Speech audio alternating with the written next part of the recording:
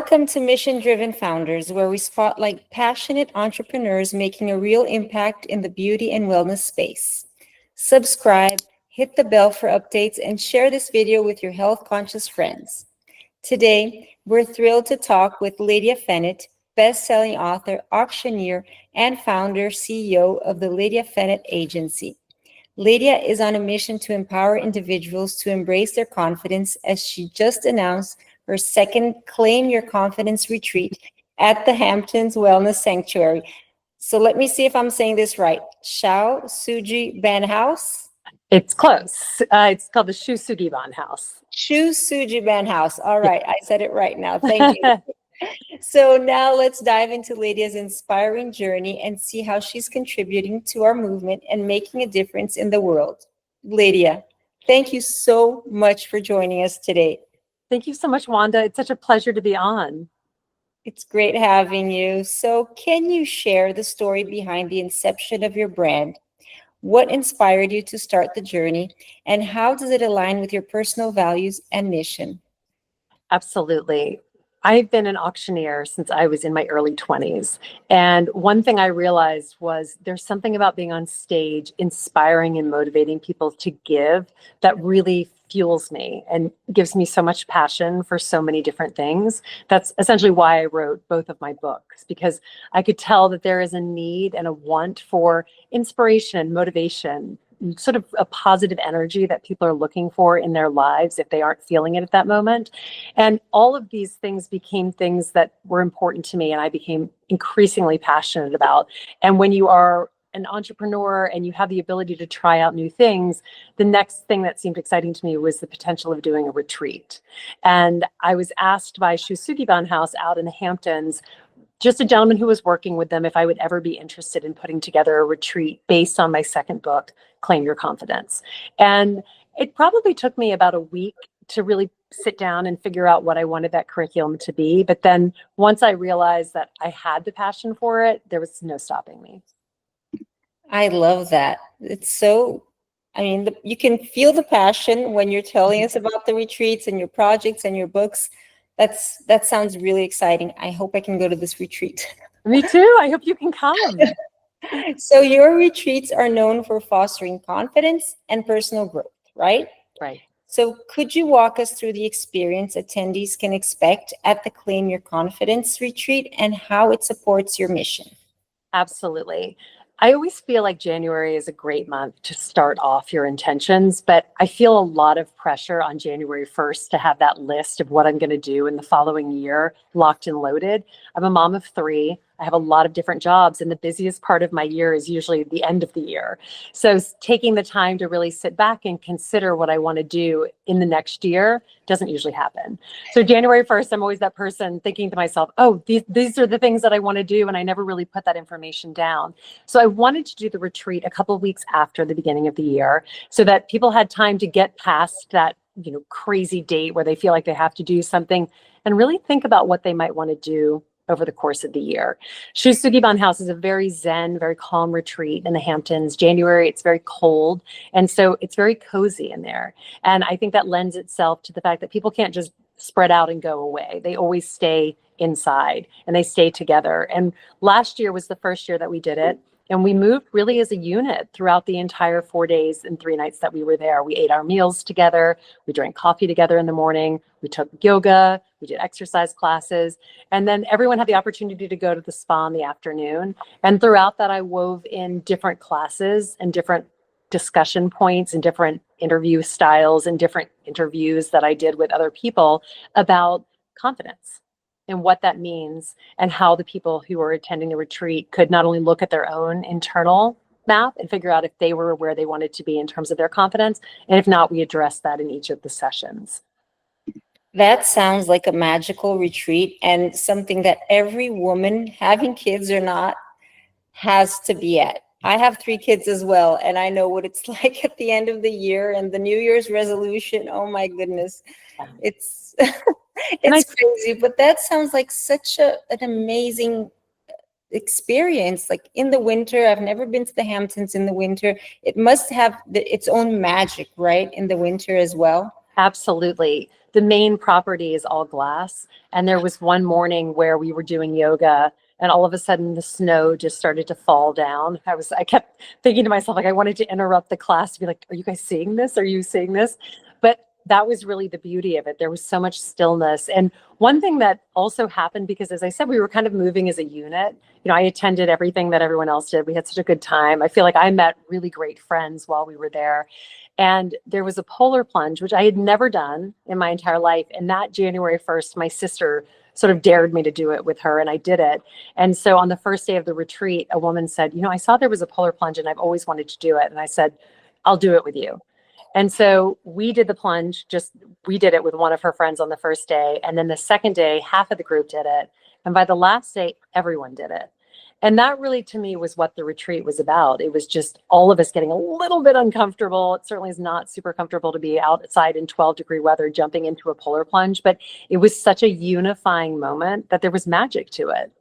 Oh, I can imagine. It's healthy, and it's at the same time you're challenging holistically your whole entire body, right? The mind and the just everything, physically and mindfully. Oh my goodness. Yeah. So on that, who can benefit the most from your retreats and resources, and how does your brand aim to serve or connect with those specific individuals or, larger audiences? Because I think is it just for women or is it for everybody? Well, the retreat is just for women, I think. I mean, no men signed up for it, so it just became for women. And I think that there was more of it that was aimed towards women. Most of the people who were there were sort of in a point of transition in their lives. And that could mean so many different things, whether that be at work, in relationships, like becoming a mom. There were so many different types of person. There were women who had just come through breast cancer diagnoses. Like, it was just this amazing mix of people, but everybody was seeking something in that moment. And that was completely different. But confidence was the missing piece for that. Confidence to move forward, confidence to give themselves acceptance to move forward. So that was amazing. And I think with my brand, what I really am always trying to do, and this can be someone who's in high school, who's looking at this life in front of them with so much curiosity, but probably trepidation because they're not quite sure what comes next, empowering them to really become the architect of their life, just as much as it is for someone who's in their 40s, like I am, who's been through a lot of life, but still has a lot of life to live. And then someone who's even further along in that track, who might be nervous or scared to try something new. I like to believe that in my role in what I do, it's really about empowering people to go after things that they want, even when they don't think they can. Because I've found that time and time again, the more I try, the more I fail, the more fearless I become. And it becomes almost an addiction. It's like, why not try it? Who cares if I fail? Let's try something new. And I want other people to experience that joy. And sometimes, as I said, with a polar plunge, it takes one other person going in for you to come in too. And I'm not scared to be that leader. So that's what I really try to do with my brand and with my books and with my speeches and with my polar plunges. That's incredible. I can only imagine the feedback you get after these retreats or after people read your books. It must be really transformational for them and for you as well, because I'm sure that you learn so much from everyone who attends. I do, absolutely. And also everybody who messages and DMs people. I just did a speech. I just got off stage at a speech at Hearst, and there were a couple of women who came up and sort of said, I read your book. I passed your book along to 15 of my friends because I just felt like they needed to read it. And if you're an author who writes a book, it's so interesting because you don't really know how it's going to be received. I mean, being an author is a really curious thing because you're writing things that you feel are true and right, but you can put them out there and everybody could be like, I hate it. And you have to just accept it. So when people come up and say that, I always say to them, like, I don't think you really understand how much that means. It really means a lot. And even if it's one person and everybody else hates it, I'll take it because that helped one person along in their journey. And that's exciting to me. That is so true. Helping one person could be enough, but at the same time, you have no idea the ripple effect that your book and your work is doing. It's beautiful. Absolutely. It's so true. It's so true. So tell us about a challenge you faced in building your brand and how you overcame it. What lessons did you learn that you would like to share with aspiring founders? I think one of the biggest challenges I had when I was building my brand was really I was working at a company at the time, and I was very concerned with what everybody else thought. And for a long time, I would say that that was probably the biggest hindrance to anything that I did, that I was so concerned with everyone else's perception of what I could do, what I should do, if I'm doing things the right way, quote unquote. And it wasn't really until my family was in a pretty horrific car accident a couple of years ago, I had this reset in my life where all of a sudden I was sort of like, who am I living this life for? You know, it was a real wake up call to me. And I realized that as long as I'm living my life looking around for other people to say, good job, or that's not so good, and worrying about those things, I'm never going to really be able to live life the way I want to live it. And being able to, in a way, live through this horrible accident felt like a blessing. And then the greater blessing on the other side is this awareness of the fact that life does end at some point. So you have to really live. And that's where I come from now. So all of those challenges have led me to where I am, where if someone doesn't like it, if they don't like the book, if they don't like the podcast, like, it is what it is. I'm doing the best I can. That is that is really impactful, because we get into this spiral of pleasing others, and we forget what life is really all about, and that we're not here to just please other people. We're here to follow our dreams, our purpose, and, along with that, take care of the people that we love and ourselves, because we have to also love ourselves a lot. It's true. And truly, it all starts with self-love. The better care you take of yourself, the better you are equipped to take care of those around you. It's the truest thing with being a mom. If you're exhausted in a terrible mood and the only thing that makes you feel better is going out for a run, then go out for the run, because when you come back, you will be your whole self again. And you can bring that to your family, as opposed to somebody who's sharp and angry and upset, or the things that you become because you're not getting the things that fill you up. So it's a good balance, a good equilibrium to always think about in life. Like, are you doing what you need to do to fill yourself up first, so that you can be there for other people? So true. And be the best version of yourself for the ones you love. Because if you're just, just going on that spiral, you don't give the best of yourself. So true. It's Yeah. so true. So let's talk about the giving back initiatives that unite brands and consumers to support the community. How does your brand give back? And could you also share any awards, certifications, or causes that you support? Oh my gosh, this is a long list because I am a charity auctioneer. So I spend my life on stage raising monies for nonprofits. So over the course of a calendar year, I take about 70 auctions and I donate my time to 10 of those. And that's been something that I've done for the past 10 years, because it's a skill that I use as a business, but at the same time, it's a skill that can do a lot of good. So I like to say that that's probably my biggest donation, the donation of time and this gift that I've been given. But in addition to that, I get to support on another level, on the board level. So I work with the Caring Foundation, which is aiming to end gender violence against women. I work with Room to Grow.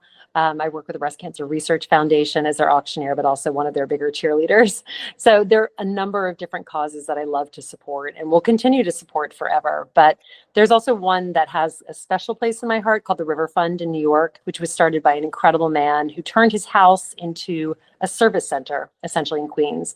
And it kind of started as a food bank, and then it became a place where he threw baby showers for people around the corner. And then it was an immigration service place in case you needed help, and he would bring in lawyers. And now he has, with his own home, created an unbelievable service for his neighborhood. And that's extraordinary to see, that one person can change the trajectory of so many people's lives just by giving. So that one for me is will always have a special place in my heart. It's called the River Fund in New York. Amazing. Amazing. And I agree with you 100%. Giving your time and your effort to a greater good is so much more than just writing out a check. It Absolutely. creates a way bigger impact. Yeah. Not that the check isn't welcome, that's necessary, of course, but your time is the most precious thing. Yeah.